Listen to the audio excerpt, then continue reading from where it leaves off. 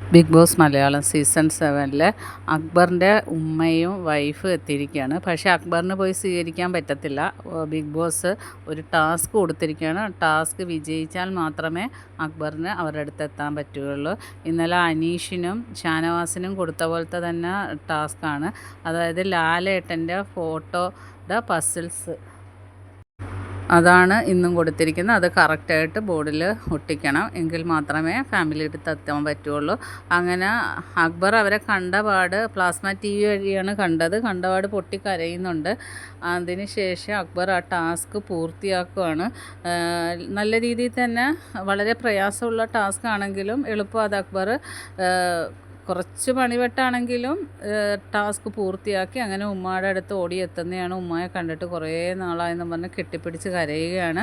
അത് കഴിഞ്ഞ് വൈഫിനെയും ചേർത്ത് പിടിച്ച് എല്ലാവരെയും പരിചയപ്പെടുത്തുകയാണ്. ആദില, നൂറ, ഷാനവാസ് എല്ലാവരെയും പരിചയപ്പെടുത്തുന്നത്. അപ്പോൾ ഉമ്മ പറയുന്നത് 35 കിലോ ഫുഡാണ് ഹൗസിലുള്ള എല്ലാവർക്കും വേണ്ടി അവർ കൊണ്ടുവന്നിരിക്കുന്നത്. പക്ഷേ അത്രയും അലൗഡ് അല്ല ബിഗ് ബോസ്. അപ്പം നെവിനാണെങ്കിൽ ബോക്സൊക്കെ കഴുകി റെഡിയാക്കി വെച്ചിരിക്കുകയാണ്. എങ്കിലും അതിൽ പകുതി കൊടുക്കും. മന്തിയും അങ്ങനെ നോർത്ത് ഇന്ത്യൻ വിഭവവും അങ്ങനെ ഒരുപാട് ഐറ്റംസ് അവർ ഹൗസിലുള്ള കണ്ടസ്റ്റൻസിന് കൊണ്ടുവന്നിട്ടുണ്ട്.